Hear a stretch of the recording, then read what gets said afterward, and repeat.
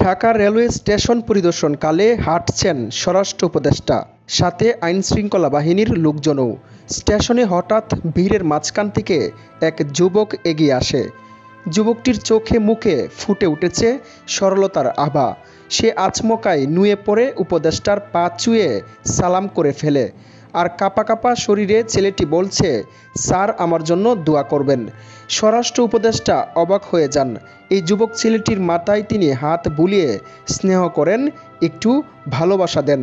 তারপর স্বরাষ্ট্র উপদেষ্টা ব্যাগ থেকে 500 টাকার একটি নোট ছেলেটির হাতে দিতে চান সেই টাকা। কিন্তু ছেলেটির টাকা দেখে সরাসরি বলল, স্যার আমার টাকা লাগবে না।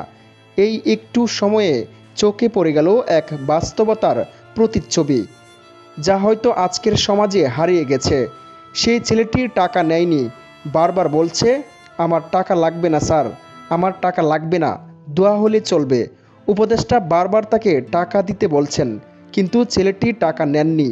এ দৃশ্য দেখে আশেপাশে দাঁড়ানো মানুষ স্তব্ধ হয়ে গেল। কে এই ছেলে? সে পাগল নাকি কোনো একজন সাধু? টাকার প্রতি বিন্দুমাত্র কোনো লোভ নেই তার। ভাবুন তো, রাস্তায় ঘুরে বেড়ানো একটা ছেলে যে কিনা টাকা নিতে পারত, কিন্তু সে বিনয়ীভাবে বলছে, স্যার টাকা লাগবে না, আমাকে দোয়া করবেন। এই সমাজে 1-2 টাকার জন্য মানুষ মানুষকে ঠকায়, মিথ্যা কথা বলে, চুরি করে, লুট করে। সেই সমাজে এই ছেলেটা যেন একটি জীবন্ত প্রতিবাদ। ছেলেটির টাকা না নিয়ে দৌড় দেয়। স্বরাষ্ট্র উপদেষ্টা অনেকক্ষণ তাকিয়ে দেখলেন ছেলেটাকে, তারপর আবার তাকে ডাক দেন। ছেলেটা ফিরে আসে।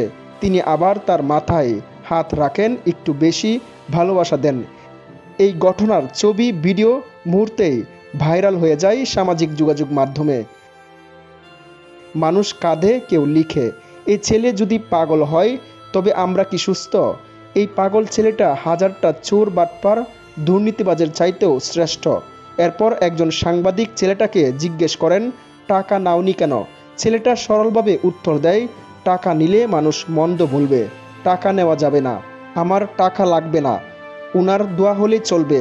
এ টাকা যদি আমি নেই কয়দিন চলতে পারবো, কিন্তু টাকা না নিলে যদি এর বদলে দোয়া করে তাহলে অনেক দিন এই দোয়ায় ভালো চলতে পারবো, তাই টাকা নেয়নি। স্যার দেশটা সুন্দরভাবে যেন চালায়। এইসব উত্তরে সবাই স্তব্ধ। দেখুন ছেলেটির ভিতরে কতটা সততা আর কতটা দেশের প্রতি ভালোবাসা। এই ছেলের এটা দেখে আশেপাশের মানুষের চোখে পানি চলে আসে। এমন ছেলেও আছে আজকাল, কোনো লোভ নেই তার। এই ছেলেটি হয়তো সমাজের চোখে অস্বাভাবিক, কিন্তু আজকের সমাজে এরকম অস্বাভাবিক পাগল মানুষেরই দরকার, যাদের ভিতরে কোনো লোভ নেই কিন্তু দেশের প্রতি ভালোবাসা আছে, যার কোনো অন্যের কাছ থেকে কিছু নেওয়ার চাহিদা নেই, নেই কোনো লোভ। সে টাকা চায়নি, চেয়েছে দোয়া। ক্ষমতা চায়নি, চেয়েছে আদর। স্বার্থ চায়নি, চেয়েছে সম্মান। এটাই হয়তো সত্যিকারের মানুষ হওয়ার পূর্ব শর্ত। এই ছেলের আচরণে মানুষ মুগ্ধ, আর জাতির জন্য লজ্জা। আবার এটা একটা জাতির জন্য শিক্ষাও রয়েছে, যারা বিভিন্ন জায়গায় বড় বড় পদে থেকে কোটি কোটি টাকা অসৎ উপায়ে রোজগার করছে, মানুষের টাকা আত্মসাৎ করছে, যারা ঘুষ দুর্নীতিতে ডুবে আছে, তারা কি এই ছেলেটার মতো একটি বাক্য বলতে পারবে? এই ছেলেটি আমাদের শেখায়, সম্মান টাকা দিয়ে কেনা যায় না। নিজের আত্মমর্যাদা মানে অন্যের টাকায় লোভ নয়, বরং সততায় থেকে সত্যিকারের মানুষ হওয়া।